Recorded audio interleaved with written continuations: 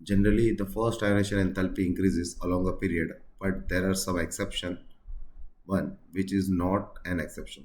तो हमको क्या बोला यहाँ पे से कौन से है जो एक्सेप्शन नहीं है. नाइट्रोजन और ऑक्सीजन की बात करूँ तो नाइट्रोजन और ऑक्सीजन में क्या होना चाहिए था, left to right ionisation enthalpy increase होना चाहिए था, तो ये ऑर्डर आना चाहिए था, बट ऐसा होता नहीं है. ऑर्डर क्या आता है, नाइट्रोजन का ज़्यादा होता है, ऑक्सीजन का कम होता है. रीज़न क्या है, हाफ फील्ड होता है नाइट्रोजन, तो उसका साइज़ क्या होता है एज कम्पेयर टू ऑक्सीजन थोड़ा बड़ा होता है, तो आयनेशन एंथैल्पी उधर कम लगती है. तो ये गलत हो गया. बात करते हैं बी की, सोडियम एंड मैग्नीशियम की. तो सोडियम और मैग्नीशियम में किसका ज़्यादा होता है, सोडियम का ज़्यादा होता है. तो ये ऑर्डर तो करेक्ट है, तो यहाँ पे ये एक्सेप्शन में नहीं आता, तो यहाँ पे बी हमारा करेक्ट ऑप्शन हो जाता है. एक बार फिर भी आगे की चेक कर लेते हैं. सी की बात करते हैं.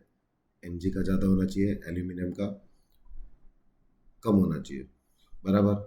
बट यहाँ पे एल्यूमिनियम के केस में क्या होता है, यहाँ पे होता है डी ऑर्बिटल कॉन्ट्रैक्शन. तो यहाँ पे भी एल्यूमिनियम जो है वो पार्टिसिपेट करता है ना, इसलिए ये भी गलत हो जाता है. अब बात करते हैं बेरिलियम और बोरोन की. ठीक है, बेरिलियम का जो है आयनेशन एंथैल्पी क्या होना चाहिए, कम होना चाहिए बोरोन से, बट बोरोन में क्या होता है, रिपल्शन ज़्यादा हो जाता है. बोरोन का साइज़ क्या होता है, साइज़ थोड़ा कम होता है एज़ कम्पेयर टू बेरिलियम, जिसके कारण यहाँ पे ऑर्डर गलत हो जाता है. तो डी भी गलत हो जाता है हमारे यहाँ पे, सी भी गलत हो जाता है, और बी यहाँ पे हमारा करेक्ट ऑप्शन होगा. सोडियम और मैग्नीशियम में कभी भी कोई एक्सेप्शन नहीं आता, बाकी सब एलिमेंट में एक्सेप्शन आता है. I hope this is clear. So B is our correct option.